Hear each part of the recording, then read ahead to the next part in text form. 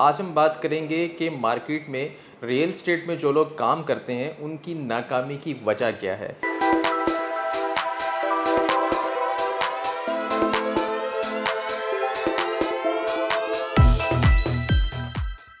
अस्सलाम वालेकुम, मेरा नाम शहबाज नसीर है और मैं GRS real estates and builders के प्लेटफॉर्म से हाज़िर हूँ।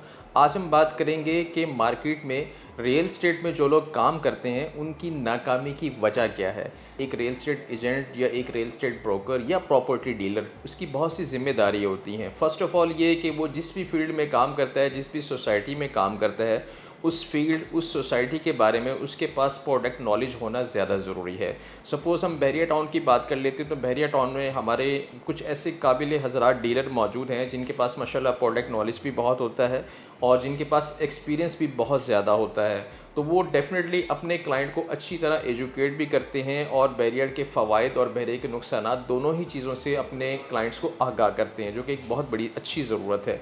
जबकि दूसरी साइड पे देख लिया जाए तो एक प्रॉपर्टी डीलर जिसके पास बेसिक नॉलेज नहीं होता, जब किसी क्लाइंट को डील करता है तो वो इस चीज़ में नाकाम रहता है। क्लाइंट्स की क्वेश्चंस क्यूरीज़ को जो है वो ईज़िली क्लाइंट को मुतमईन नहीं कर पाता, जिसकी वजह से क्लाइंट का एतमाद जो है वो बिल्कुल बरकरार नहीं रहता और वो डील नहीं बन पाती।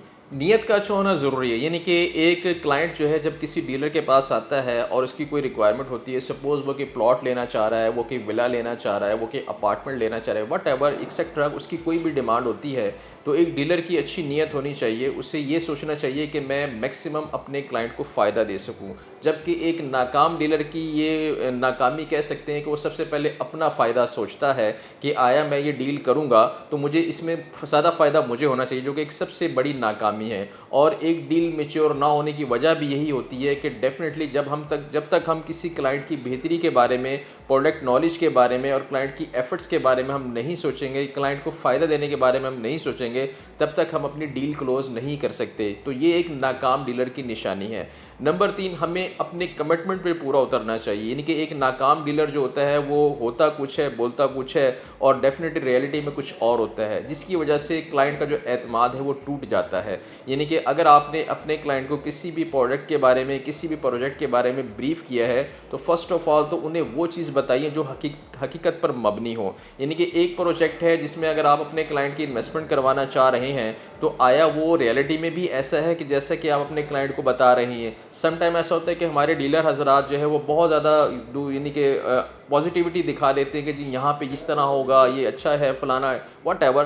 तो क्लाइंट जो होता है वो एजुकेटेड पर्सन होता है। डेफिनेटली जब वो किसी भी प्रॉपर्टी डीलर के पास आता है तो उसके पास हमसे ज़्यादा नॉलेज होता है, क्योंकि उसने 10 डीलरों से बात की होती है और हर डीलर से कुछ ना कुछ वो सीख चुका होता है। तो जब वो किसी भी डीलर के पास आता है और डीलर उसे वही कहानियाँ सुना के उसे मुतमईन करने की कोशिश करता है, जो कि रियलिटी में जिसमें ऐसा नहीं होता, तो ये चीज़ें जो है वो क्लाइंट को पैनिक करती हैं और क्लाइंट जो है वो गैर मुतमईन हो जाता है। तो एक नाकाम डीलर में ये भी एक नाकामी की वजूहात हो सकती हैं कि उसके पास मिसकमिटमेंट हो, उसके पास कोई अच्छी ऑप्शन ना हो और वो उसे झूठ पर मबनी हो। तो मैं अपने क्लाइंट से भी रिक्वेस्ट करूँगा कि जब भी वो किसी मार्केट में जाएँ और कोई भी चीज़ ख़रीदें तो खुदारा एक अच्छे कंपिटेंट डीलर के पास जाएँ, एक अच्छे ब्रांड पर जाएँ जिनकी गुडविल अच्छी हो, जो कि एक अच्छा एसेट रखते हों और जिनकी मार्केट में एक बर्थ हो, ताकि जब आप उनसे कोई लेन देन के मामलात करें तो आपको इन फ्यूचर अगर आपके मामलात कंप्लीट ना हो तो आया वो ऐसी नोयत के हामिल हों आप जहाँ पे आपका मसला हल हो सके। सम टाइम ऐसा होता है कि लोग आउट ऑफ स्टेशन से आए हुए होते हैं, उनकी कोई वर्थ नहीं होती,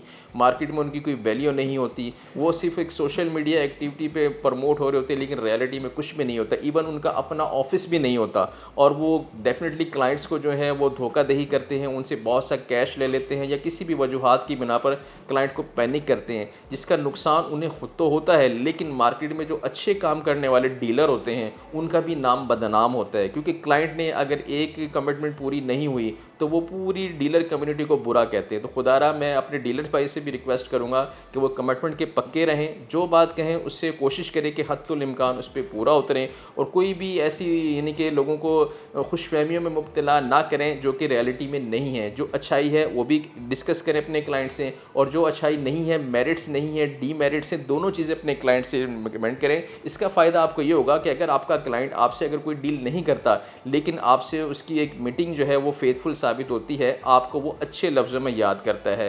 तो डेफ़िनेटली आज एक नाकाम डीलर की मैंने 4 वजूहात बताई हैं। मैं उम्मीद करूँगा कि मज़ीद क्वेश्चंस क्वेरीज़ में आपके सवालात के जवाबात दिए जाएँगे। मज़ीद तफ़सीलात के लिए नीचे दिए गए नंबर्स पर राब्ता कीजिए। Thank you.